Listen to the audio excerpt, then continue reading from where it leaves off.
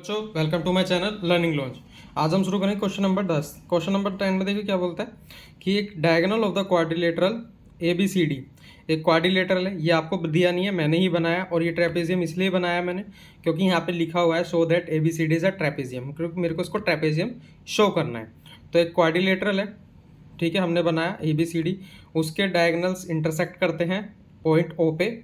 तो जहाँ पे ये इंटरसेक्ट होते हैं ये मेरा पॉइंट ओ है, ठीक है, ये हमने बनाया। और ये चीज़ हमको दिया गया है ए ओ अपोन में बी ओ और सी ओ अपोन में डी ओ, ठीक है। सारे मतलब ये दोनों डायगोनल्स तोड़ के हमको इक्वल दिए हुए हैं।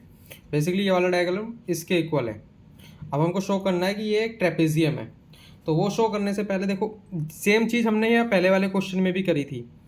इसके अंदर हमको ये चीज़ शो करनी थी और इसके अंदर हमको ये चीज़ पहले ही हमको गिवन दे दी है। तो हमको इसको ट्रेपेजियम शो करना है। चलो करते हैं। देखो सबसे पहले तो यहाँ एक लाइन बना लेते हैं, इसको रखेंगे ई पॉइंट। तो यहाँ लिखते हैं हम, और इसके अंदर प्रूफ क्या करना है मैं लिख देता हूँ। प्रूफ अगर मैं ए बी को पैरेलल कर दूँ सी डी के, तो ये मेरा एक ट्रेपेजियम बन जाएगा, ठीक है। तो हम यहाँ लिखते हैं, कंस्ट्रक्ट करते हैं हम। कंस्ट्रक्ट हमने करी है ड्रॉ अ लाइन ई ओ या फिर ओ ई सच दैट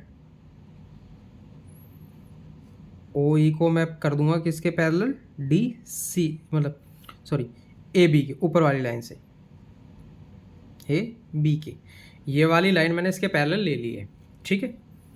अब जब मैंने ये ले लिया तो अब इसके अंदर लिखते हैं इन ट्राइंगल, कौन सा लेना है, ए बी डी,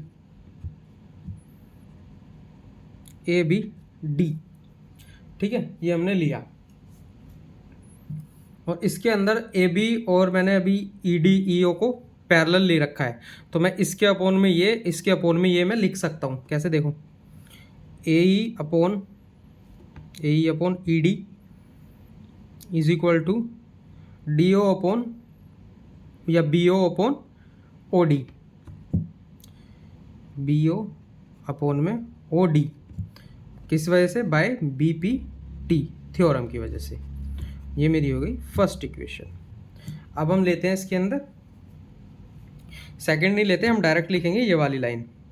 देखो ए ओ अपोन में बी ओ, ये मेरे को दिया ही हुआ है, सी ओ अपोन में डी ओ, ये मेरे को गिवन है, ठीक है। अब यहाँ देखो, इसके अंदर अगर मैं इस चीज़ को मैं यहाँ ले जाऊँ और इसको मैं यहाँ ले आऊँगा, ठीक है, तो ये दोनों चीज़ मेरी यहाँ पे इक्वल हो जाएगी, ये भी और ये भी। तो इसकी करते हैं क्रॉस मल्टीप्लिकेशन, इसकी इससे मल्टीप्लाई करेंगे तो ये मेरा बन जाएगा ए ओ ए अपोन में ओ सी इक्वल टू, ये मेरा आ गया बी ओ अपोन में डी ओ करो या फिर ओ डी करो, बात एक ही है। ये अगर मैं इसको इक्वेशन 2 ले लेता हूँ, ठीक है। अब जब मैंने इसको 2 लिया तो यहाँ लिखते हैं from equation first and second, ठीक है। अब यहाँ देखो, ओ ए लिखो या फिर इधर ओ ए लिखो या फिर ए ओ लिख दो, बात एक ही है। अब यहाँ देखो, यहाँ मैं लिख सकता हूँ कि ये ओ ए अपोन मेरा ओ सी है, ठीक है।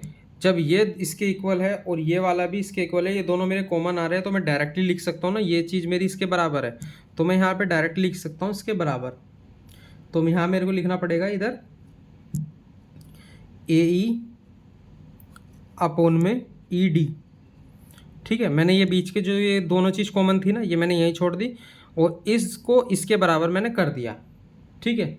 तो इसकी वजह से मैं यहाँ लिख सकता हूँ, मैं यहाँ पे कर देता हूँ, ये थोड़ा इसके आगे का पार्ट यहाँ पे है। तो मैं यहाँ लिख सकता हूँ कि देयरफॉर मेरा ई ओ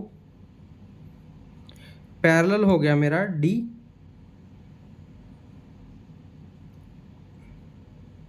क्या था, ई ओ पैरेलल हो गया मेरा डी सी के, ठीक है, देखो ऊपर वाले में तो हमने कंस्ट्रक्ट करके इसके इक्वल लिया था, अब बाद में हमने नीचे इसके इक्वल कर दिया, किस वजह से, बीपीटी थ्योरम की वजह से, कि अगर इनके रेशो बराबर है ए ओ अपॉन में ओ सी, ए ओ अपॉन ओ सी और ए ई अपॉन ई डी, फिर हमने ये वाला ट्रायंगल लिया और इसके अंदर फिर जब ये इसके इक्वल आ रहा है तो बीपीटी थ्योरम की वजह से ई ओ भी पैरेलल हो जाएगी सी डी के। ठीक है, अब इतना करने के बाद अब ये देखो ओ ई पैरेलल मेरा ए बी के थे, क्योंकि मैंने कंस्ट्रक्ट किया था, यहाँ मैं लिख सकता हूँ कंस्ट्रक्शन। ठीक है, और ओ ई पैरेलल कर दी मैंने सी डी के, किसकी वजह से, प्रूफ की बाय बीपीटी की वजह से।